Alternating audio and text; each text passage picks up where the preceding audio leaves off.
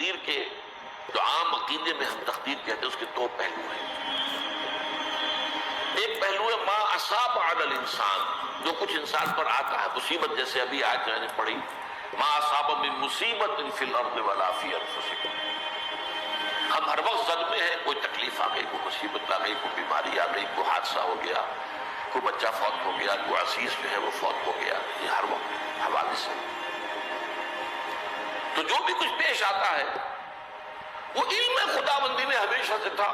یہی وجہ ہے کہ ایک اور حدیث ہے ابن الدیلمی سے، لمبی حدیث ہے وہ، لیکن اس کے اندر جو آخری ٹکڑا ہے وَتَعْلَمَ، یعنی انسان کے نجات کے لیے لازم ہے کہ یہ بات بھی تم جان لو انما اصابک لم یکن لیخطئک وانما اخطأک لم یکن لیصیبک ولو مت علی غیر ھذا. اگر تم اس کے سوا کسی صورت پر ہوگے تو جہنم میں داخل ہو جاؤ گے، تو دخل النار. یہ جان لو کہ جو چیز تم پر آئی وہ آنی ہی آنی تھی. دیکھیے ہوتا کیا ہے، کاش کہ میں اگر یوں کر لیتا تو یہ نہ ہوتا. بس یہی ایمان بالقدر کے منافی ہے. جو ہوا ہے وہ اللہ تعالیٰ کے ہاں تو پہلے سے طے تھا، ہونا ہی تھا. تمہاری کوئی تدبیر، کاش کہ میں اس وقت یہ کر دیتا. یہ لو، اسی لیے ایک حدیث میں الفاظ آئے ہیں ان کلمۃ لو تفتح عمل الشیطان. اس لو سے، کاش، اس سے شیطانی عمل شروع ہو جاتا. کاش کہ یہ ہو جاتا، کاش میں یہ نہ کرتا، کاش کہ ہو جاتا. تو یہ نہیں. تعلم انما اصابک لم یکن لیخطئک. تو جان لے اس بات کو کہ جو چیز تم پر آئی ہے وہ ہرگز ٹلنے والی نہیں تھی. کوئی تدبیر تم کر لیتے، کوئی کسی وقت کوئی ہیلا کر لیتے، کوئی تم قدم اٹھا لیتے، کچھ بھی کر لیتے، وہ تو آنی ہی آنی تھی. وما انما اخطاک، جو چیز تم سے چھوٹ گئی، رہ گئی، نہیں ملی. ایک ویکینسی ایڈورٹائز ہوئی تھی، آپ نے بھی درخواست دی تھی، آپ کو نہیں ملی. اب آپ کہو ہو کاش کہ میں نے فلاں سے سفارش کرا لی ہوتی، بس گئے. تو جو چیز چھوٹ گئی وہ چھوٹ جانی ہی تھی. اس میں قطعاً جو ہے کوئی شکل، کوئی تدبیر، کوئی سفارش، کسی طرح کا کوئی بھی ہیلا، کوئی جو ہے اس پہ کارگر نہیں ہو سکتا تھا. لم یکن لیصیبک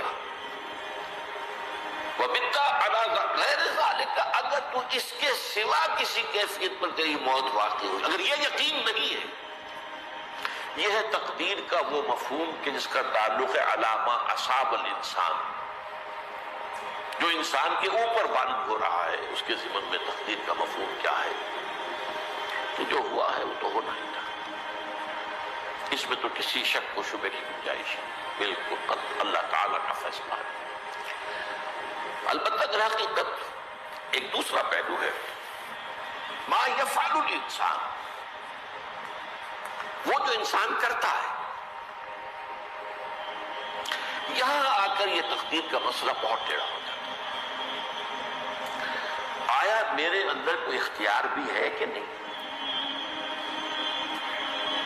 Do I have any free choice؟ یہ ہر شخص پہلے سے طے ہے. تقدیر کا ایک عام مفہوم یہ ہے، اور اس مفہوم میں بھی بعض روایات بھی ہیں جو اس کی تائید کرتی ہیں کہ ہر چیز پہلے سے طے ہے، لکھی ہوئی. اور یہ جو حدیث ہم نے ابھی پڑھی ہے یہ گویا کہ اس کی ایک مثال ہے کہ وہ جو لکھ دیا گیا تھا، فرشتے نے لکھ دیا تھا، رحم مادر میں لکھ دیا تھا، شقی و سعید، یہ بدبخت ہے یا سعادت مند ہے. تو ایک شخص پوری عمر نیکی کے کام کرتا رہا، آخری وقت میں آ کر کوئی ایسا حادثہ پیش آ گیا کہ وہ اہل جہنم کے سے کام شروع کر دیا اور جہنمی ہو گیا. یا ایک شخص ساری عمر جو ہے جہنمیوں کے سے کام کرتا ہے، آخری وقت میں آ کر کوئی ایسی توفیق ملی، کچھ ایسا معاملہ ہو گیا، توبہ کر لی اور اس نے جو ہے اہل جنت کے سے اعمال شروع کر دی. تو یہ جو ہے علامہ اصابک کا علیحدہ بات ہے، اور علامہ یفعل الانسان، انسان کیا کرتا ہے، اس میں اس کی قدرت کتنی ہے. اور یہ ہمارے ہاں فلسفے کا بڑا مشکل موضوع ہے، اسی کا نام ہے جبر و قدر۔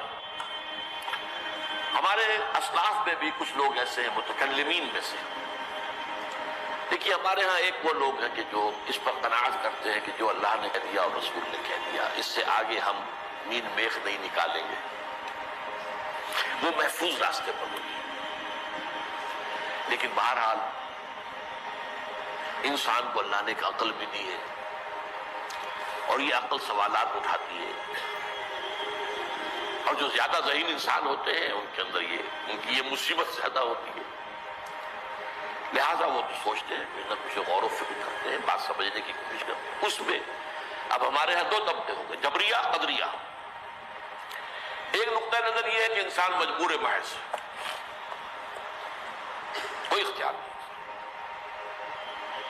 اور ایک یہ ہے کہ انسان قادر مطلق ہے، جو چاہتا ہے اپنے فیصلے میں مختار مطلق ہے، تو فیصلہ کرتا ہے۔ انہیں قدریہ کہتے ہیں۔ تو جبریہ اور قدریہ ان کی بحثیں ہمارے یہاں، یہ وہی تقدیر کا مسئلہ جو میں نے کہا تھا، بحثوں میں آ کر انہیں آج تک حل نہیں ہوا، حل ہو سکتا ہی نہیں۔ اب اس کے ضمن میں علامہ اقبال کا ایک شعر آپ کو سناتا ہوں، وہ بہت اچھا لگتا ہے، بہت خوبصورت لگتا ہے شعر ہونے کے اعتبار سے۔ تقدیر کے پابند جمادات و نباتات، مومن صرف اللہ کے احکام کا پابند۔ اس میں انسان سے پابندی کی نفی کر دی گئی ہے، وہ صرف پابند ہے اللہ کے احکام کا۔ نتیجے کے اعتبار سے تو جو یہ شعر کہہ رہا ہے جو بات وہ صحیح ہے، پابندی اصل جو ہے وہ اللہ کے احکام کی، لیکن یہ کہ تقدیر کی پابندی سے انسان بھی پوری طرح آزاد نہیں ہے۔ یہ سمجھ لینا کہ یہ جمادات و نباتات ہی کا معاملہ، یہ غلط ہے، یہ مبالغہ ہے۔ ظاہر بات ہے کہ شاعر جو ہے، شاعر مبالغے سے بچ نہیں سکتا، چاہے وہ علامہ اقبالی ہو، کوئی بھی ہو۔ تو اسی لیے سورہ شعراء کے اندر جو عام شعراء کی جو صفات بیان ہوئی ہیں وہ آپ کے ذہن میں آ گئی ہوگی۔ مبالغہ کرتے ہیں، فی کل واد یہیمون انہم یقولون ما لا یفعلون، وہ کہتے بھی وہ کچھ ہے جو کرتے نہیں ہیں، اور یہ بات تو علامہ اقبال پر بھی چشمہ ہوتی ہے۔ بہرحال یہ شعر ذرا پھر نوٹ کیجئے، تقدیر کے پابند جمادات و نباتات، مومن صرف اللہ کے احکام کا کوئی بات صحیح نہیں۔ انسان بہت سے اعتبارات سے مجبور ہے۔ سب سے پہلے جو ہے انسان کے اندر ایک تقدیر نوعی ہے، نوع انسان، چھوٹی سی چڑیا اڑتی پھرتی ہے، انسان نہیں اڑ سکتا۔ آپ نے ٹھیک ہے مشین ایجاد کر دی، جہاز ایجاد کر لیا، آپ دوڑ رہے ہیں، 500 آدمی اور سینکڑوں من سامان لے کر جو ہے وہ جا رہا ہے، 747 ہو یا 757 ہو، یہ کر لیا ٹھیک ہے، خود نہیں اڑ سکتا۔ اب کیا کریں گے آپ؟ یہ تقدیر نوعی ہے، ہر اسپیشیز کے لیے اللہ نے ایک اندازہ مقرر کر دیا ہے، اس اندازے ہی میں رہے گا، اس سے باہر نہیں جا سکتا۔ پھر ایک تقدیر شخصی ہے۔ اب دیکھیے تقدیر شخصی کیا ہے؟ بعض اوصاف و صفات ہمیں وراثتاً ملتے ہیں، we have no choice۔ پہلے بھی یہ بات مانی جاتی تھی، آج جو ہے ذرا سائنٹیفک انداز میں ہم کہتے ہیں جینز میں چلا آ رہا ہے، اس جینز کو بدل سکتا ہے۔ جو جینز بھی آپ کو ملے اپنے والدین کی طرف سے، وہ آپ کی شخصیت کا ظاہر بات ہے کہ فیصلہ کن طرز پر اس پر ڈال دیتے۔ جینز ہے، پابندی۔ نمبر 2 یہ کہ خاص طور پر جو گھر کا ابتدائی ماحول ہوتا ہے، ماں کی گود اور ابتدائی گہوارہ گھر کا، اس کے جو اثرات مرتسم ہو جاتے ہیں شخصیت کے اوپر، وہ بھی بڑے مستقل ہوتے ہیں، پختہ ہوتے ہیں۔ ان دونوں چیزوں کو ضرب دے دیجئے، hereditary factors multiplied by environmental factors۔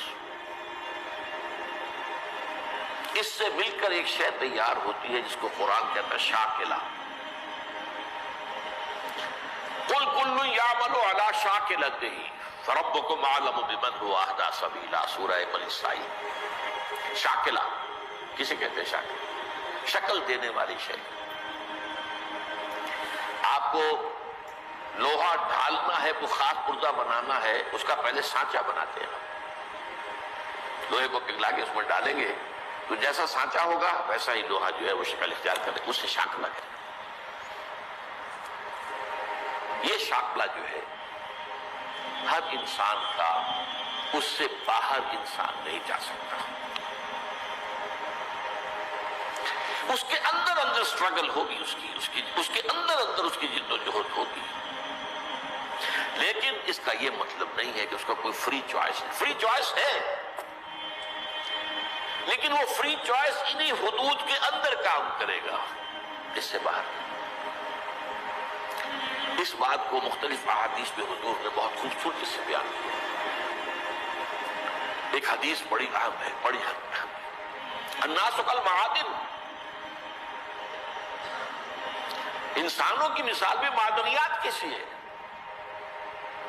اب سونے کی معدنیات میں سے سونے کی جو اور ہے، اب پتہ نہیں اردو میں مجھے معلوم نہیں اور کا ترجمہ کیا کرتے ہیں عام طور پر، لیکن جانتے ہیں اور وہ کچی دھات جس سے کو صاف کر دیتے ہیں تو پھر وہ دھات جو ہے خالص شکل میں سامنے آ جاتی ہے. سونے کی اور سے سونا بنے گا، چاندی کی اور سے چاندی بنے گی، سونا تو نہیں بن سکتا. جتنا چاہے صاف کر لیں، وہ اور تو مستقبل. الناس کالمعادن خیارکم فی الجاہلیت خیارکم فی الاسلام. جو تم میں جاہلیت کے دور میں، پری اسلامک دور میں جو بہترین تھے وہی اسلام میں آ کر بہترین ہوئے.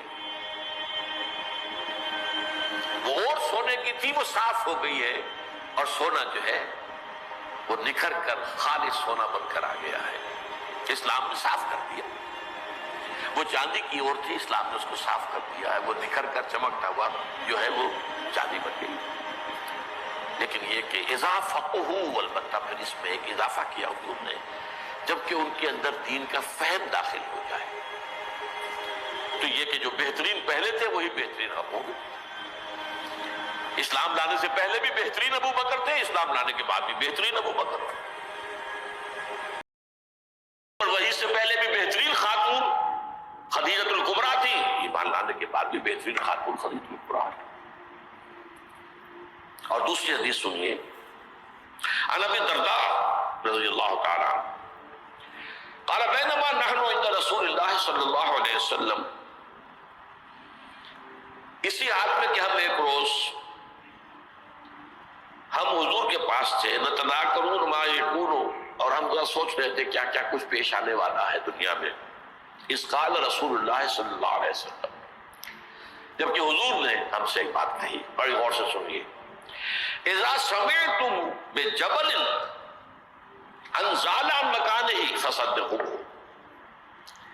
اگر تم یہ سنو کہ کوئی پہاڑ اپنی جگہ سے ٹل گیا تو مان لینا.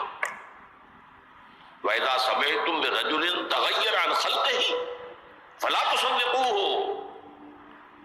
اور اگر تم سنو کہ کوئی شخص جو ہے وہ اپنی سرشت سے، اپنی جبلت سے بدل گیا تو کبھی نہ مانو.